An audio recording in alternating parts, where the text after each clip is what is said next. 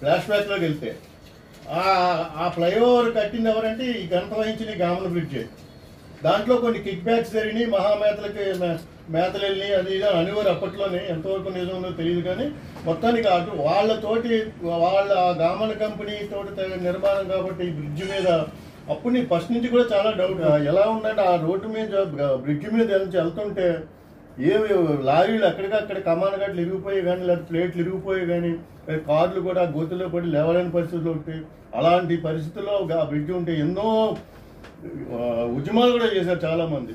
మొత్తానికి ఏదో దాని తూతు మాత్రం కింద దాన్ని ప్యాచ్ వర్క్ చేశాడు అయితే పర్మనెంట్ సొల్యూషన్ చేయలేదు. ఇప్పుడు ఇది అంతా ఎందుకు చెప్తానంటే నిన్న మొన్నట్లో పత్రికల్లో వార్తలు వచ్చినాయి ఏంటంటే అక్కడ ప్రకంపనలు వచ్చినాయి 52 బిట్వీన్ 52nd and 58 బ్రిడ్జెస్ మధ్యలో పిల్లర్స్ మధ్యలో ప్రకంపనలు వస్తున్నాయి.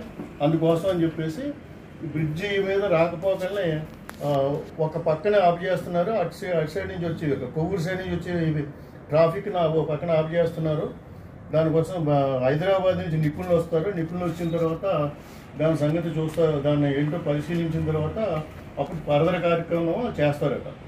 దీనికి లోతుగా ఈ కార్యక్రమం ఎందుకు వస్తుంది, దీనికి అసలు ఈ బ్రిడ్జికి పరిస్థితి ఎందుకు వచ్చిందని ఆలోచించుకుంటే ముఖ్యంగా నేను ముందుగా చెప్పినట్టు ఆ రోడ్డు పరిస్థితి బాగోలేకపోవడం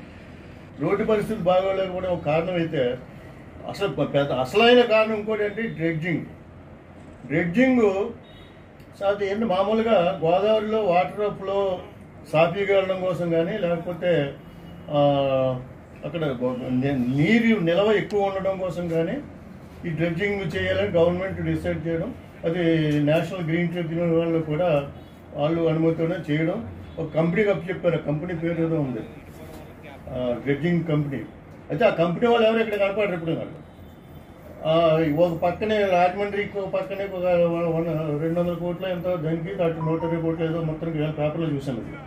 డీటెయిల్ తీసుకుంటే వాళ్ళు ఎన్ని యూనిట్లు వాళ్ళు ఏంటంటే వాళ్ళు చేసే పని డ్రెడ్జర్ తోటి అది ఇసుకని తోడి నావల ద్వారా ఒడ్డుకి చేర్చి ఆ ఒడ్డు చేర్చిన ఇసుకని అది గవర్నమెంట్ అది ఆక్షన్ వేయడం కానీ లేకపోతే వేరే వాళ్ళకి అమ్మడం కానీ చేయాలి, వాళ్ళ పని అది. కానీ అసలు ఇప్పుడు జరిగే పని ఏంటంటే అసలు ఎంత డ్రెడ్జ్ చేస్తున్నారు, ఎంతవరకు అక్కడ పోగు పెడుతున్నారు, ఎంత తీసేయడానికి లెక్క పత్రం ఎక్కడా లేదు.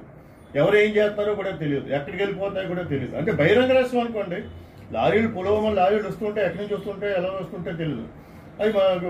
అది పలంగా ఎవడో పోలీసు వాడు ఎవరైనా ఆఫ్ చేసినా మామూలు ఇదంతా కూడా వాళ్ళకి మామూలు అన్నీ వెళ్ళిపోతుంటాయి మొత్తం. ఇంకోటి ఏంటంటే గామన్ బ్రిడ్జికి అప్స్ట్రీమ్ సైడ్ అంటే అటు నుంచి ఎగువ సైడ్ నుంచి డ్రెడ్జింగ్ చేయడానికి అసలు ఏమాత్రం కూడా పర్మిషన్ లేదు.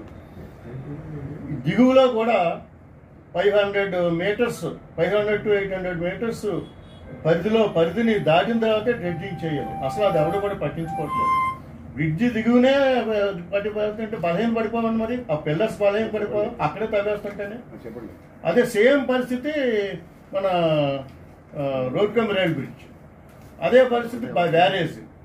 అంటే జగన్మోహన్ రెడ్డి గారి ప్రభుత్వంలో కొత్తవి ఏమి రాకపోగా పోలవరం ప్రాజెక్టులు ఇవన్నీ కూడా మనం మర్చిపోదాం అప్పుడప్పుడు. ప్రస్తుతం ఎందుకంటే వాటి గురించి పదే మాట్లాడుకున్నా వేస్ట్. మేము ఏం చేసామన్నా కానీ మాట్లాడే వాళ్ళు అప్పుడు మినిస్టర్లు కూడా ఎవరో తెలియదు. ఇప్పుడు ఎవరెవరో మినిస్టర్లు మారుతుంటారు. మేము అక్టోబర్ స్టార్ట్ చేస్తాం, నవంబర్ స్టార్ట్ చేస్తాం స్టేట్మెంట్ ఇచ్చారు, అన్నీ వెళ్ళిపోయినాయి. వాటి గురించి వద్దు.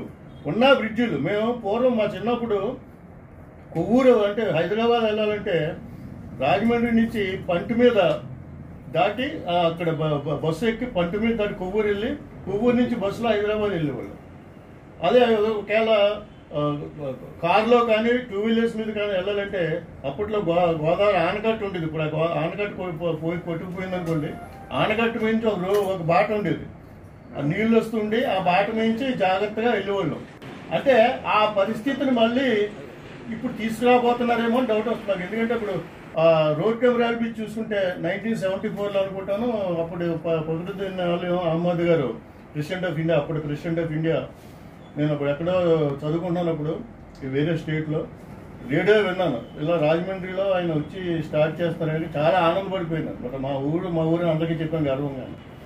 అది దానికి ఏంటంటే ఫస్ట్ నుంచి కూడా అక్కడ ఏంటంటే అక్కడ ట్రైన్ వెళ్తున్నా లేకపోతే స్పీడ్ వెహికల్స్ వెళ్తున్నా కానీ